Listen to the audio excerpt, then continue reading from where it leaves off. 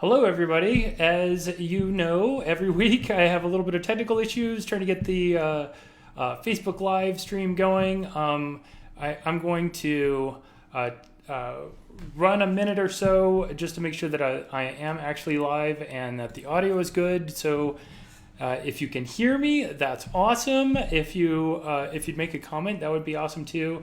And usually it's about a 20-30 second delay between when I say something and when it hits the opportunity for people to comment. So anyway, while I'm making sure that I am actually getting heard this week, my name is Chris Hinds. I represent Denver City Council's District 10.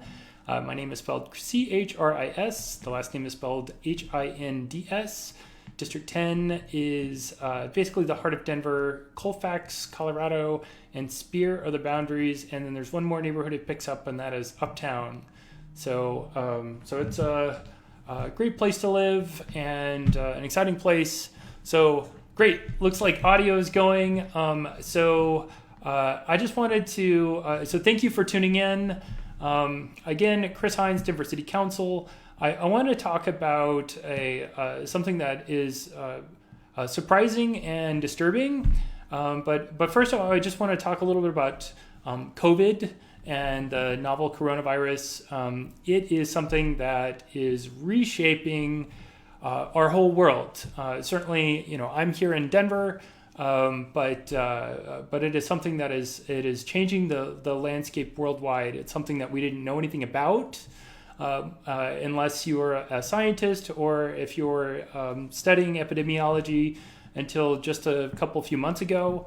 It has, in those few months, reshaped and refocused all of us. We had no idea what was coming, but it is something that we have done in the past. We have responded to changes as a society, as a culture, and as a species. We've become resilient. To many things, this is one more adversity that we've been working on and that we're trying to seek to overcome. So, COVID-19 has been severe. I think that is a reasonable word to use. Many of us have sacrificed our livelihoods. Many of us have sacrificed our lives. A lot of us have taken furloughs, reductions in pay, reductions in force. It means unemployment, a new unemployment for more than 22 million Americans, and that's just in the last 4 weeks or 5 weeks. That means that more than 50,000 Americans have lost their lives, and that means that it's not just those who lost their lives. That those 50,000 Americans affect so many more loved ones. Mothers, fathers, husbands, wives, sisters, brothers, sons, grandsons, or grandchildren. And so, this is a devastating impact that we've had to lives and livelihoods. The response has been unprecedented too. We've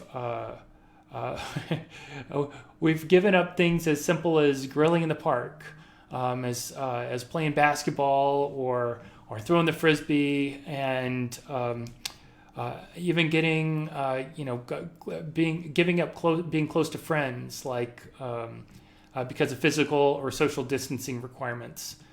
But it shows, based on the response from the vast majority of us, that we are resilient, that we have come together as a community and as a society, and we have overcome many adversities in the past, and we're doing it again today. I want to talk a little bit about Denver Health and Denver Health employees. I know that I want to speak to many of our healthcare professionals. I know that you too are putting your lives in harm's way, just like many of our other frontline workers, our sanitation workers, our hospital workers, our grocery store workers, a lot of us who are working families, who were barely making ends meet before COVID struck, are once again putting our lives and livelihoods and our families' lives and livelihoods on the line so that society can continue to function. And Denver Health employees are sacrificing their time, their money, they're risking and sometimes sacrificing their lives for all of us, including those. I talked about the vast majority of people who are observing our social distancing and physical distancing requirements and the many other requirements. I know that there's a minority of people who are ignoring those recommendations and in some cases requirements, legal requirements. And Denver Health is putting the people there who are on the front lines are fighting, and they're putting their lives on the line for those people too. And I want to thank you so much for your sacrifice and so much for all that you do to make sure that everyone, regardless of who you are, is taken care of. I talked a lot about it in the campaign, how we all need access, we all need representation. And while you may not agree with me and you may not agree with science, I commend the Denver Health employees who are, and all the healthcare workers and grocery store workers and those on the front lines who are sacrificing even for those who don't believe in science. I was shocked to hear that at the same time that Denver Health and its employees are being asked to sacrifice their pay, their food on the table, their putting their health on the line, that there are certain executives that are receiving large bonuses of tens or sometimes even hundreds of thousands of dollars. That is not okay. This is the time for us to come together as a community, for all of us to come together and fight this virus and this adversity together. And that means all the way from the very top to the very bottom. Those of us who are on the front lines, who are working, to those of us who are guiding those on the front lines. We're all taking risks. We're all doing our part, and we all need to pitch in. Just so you know a little bit about us, I personally have just learned earlier today that I cannot refuse a salary increase. So I'm looking into other ways that I can make sure that I'm refusing additional pay for me personally. The District 10 office is doing its part. We just this week we did a reduction in force, which is always hard. But what we need to do our part as an office to make sure that we all come together and we make sure that we have proper funding for those who need it. And City Council and the city are looking at our budgets as well, and we're reducing budget where we can. And while we haven't announced any layoffs yet, or reductions in force or furloughs, obviously all of that's on the table. I'm really frustrated that we have public health administrators.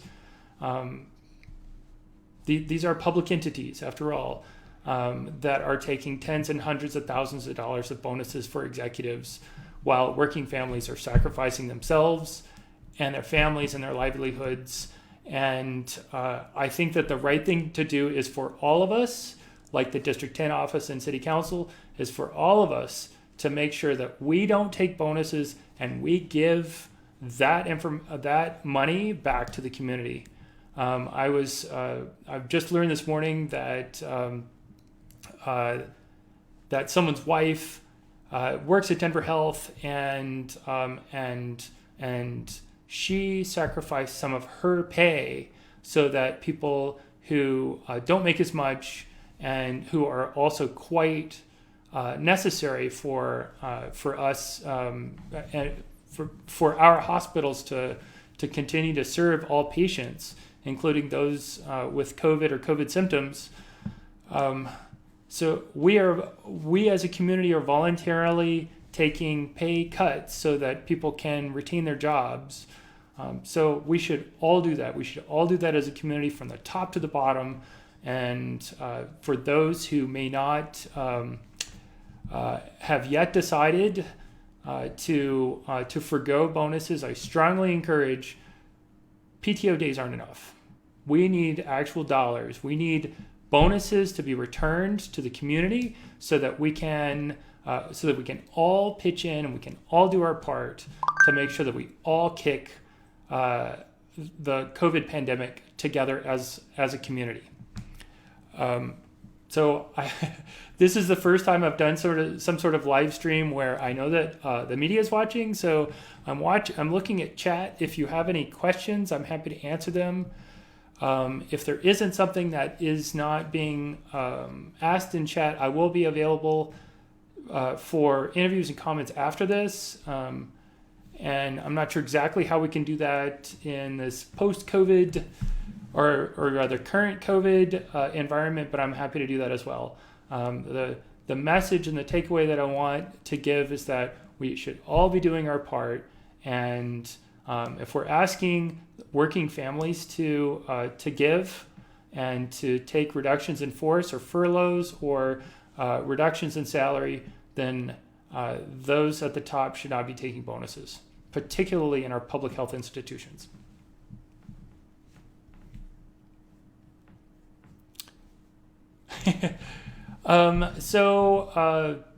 Brian Moss of CBS 4 asked a question, what bothered me most about the CBS 4 report?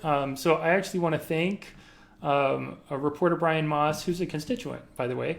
I want to thank him for covering this story because it is his story that where I learned the full extent of the bonuses. And that's what bothered me the most was the tens and hundreds of thousands of dollars. I mean, this is just the bonuses alone are 10 FTE. I mean, these are 10 more people who are putting their lives on the line. And I reflect back to last Sunday where there was an event in District 10 right at the Capitol. There were a whole bunch of people who came and protested our social distancing requirements and wanted us to reopen the city and the state. I will say this was kind of an interesting point. I saw a lot of signs last Sunday, and I saw a lot of people say, "I need a haircut" or "I need a manicure." And one thing that struck me, not that day, but something that stuck in my head was all these people with their signs. They didn't want to go back to work. They wanted someone else to go back to work. They didn't want to go back to work cutting other people's hair. They wanted someone to cut their hair. So I think that's an interesting distinction that some people wanted the state to reopen, but they weren't thinking about themselves as far as providing services for others. They wanted others to provide services for them. I think that's an interesting point. So Mr. Moss, I think the sheer extent of the bonuses and how close it was to the furloughs, to the request for reductions in pay or reductions in force, I think those are the two biggest takeaways that I had. Let's see. Josh Downey of Denver Area Labor Federation. Have you raised this with the mayor's team? And if so, what's their response? So I did reach out to both the mayor's office, the deputy chief of staff, and also to Denver Health, Ms. Wittenstein, the executive director, directly at 10:30 this morning. And I asked for comment. I did not get any as of 10 minutes before this live stream. So I did reach out, did not get a response.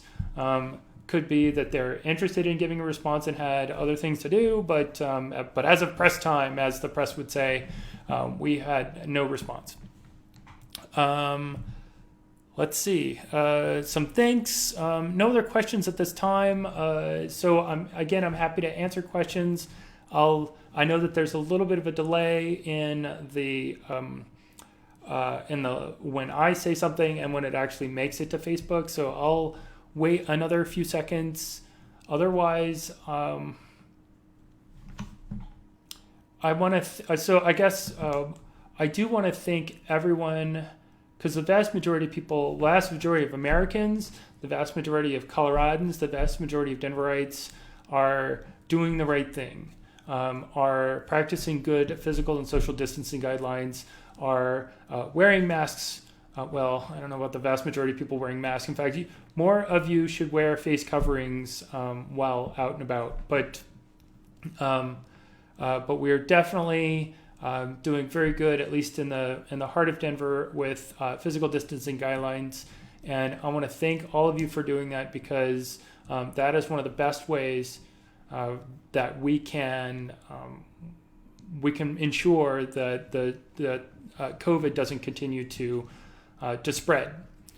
So I don't see anything else. I don't think there's really a need to stay on much longer. I want to thank all of you for tuning in.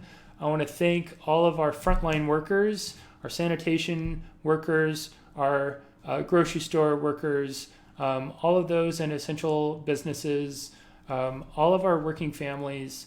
I know that some of you are doing it because it's the right thing to do.